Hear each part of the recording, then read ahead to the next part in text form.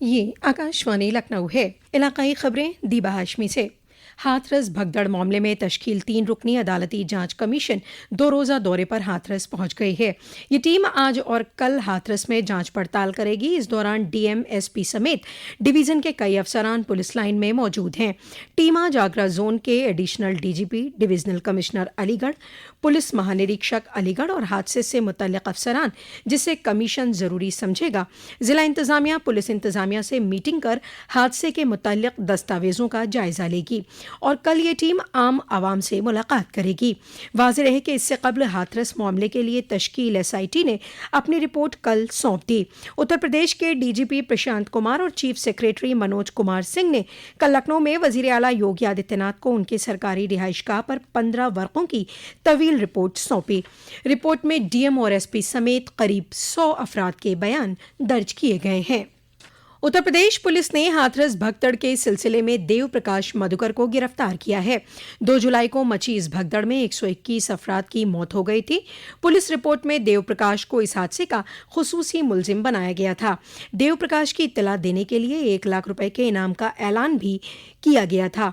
वाज़ेह रहे कि भगदड़ मामले में पुलिस सत्संग इनेकाद कमेटी के 6 अफराद को पहले ही गिरफ्तार कर चुकी है।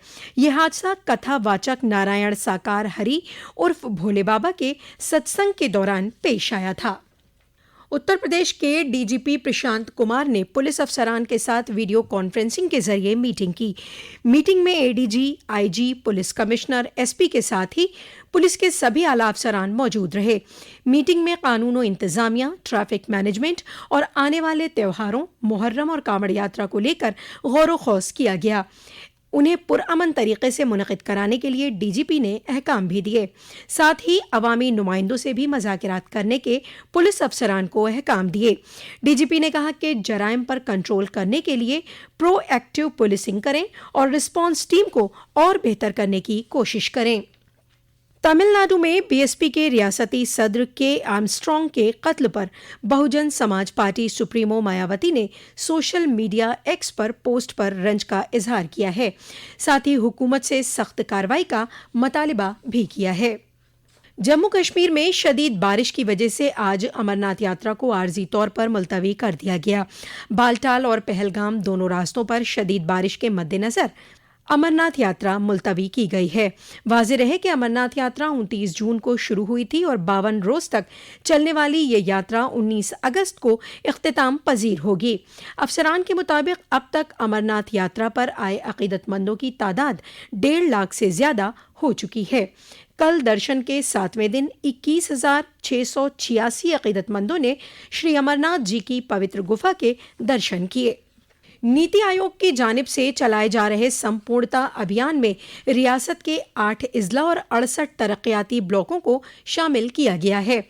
3 महीने तक चलने वाला संपूर्णता अभियान 30 सितंबर को इख्तिताम पजीर होगा।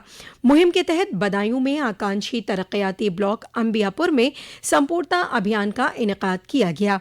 नीति आयोग दिल्ली के जानिब से आए चीफ गेस्ट राजेंद्र सिंह ने शमा रोशन कर प्रोग्राम का इफ्तिताह किया। मुहिम के तहत 6 खुसूसी इंडिकेटर्स पर काम किया जाएगा।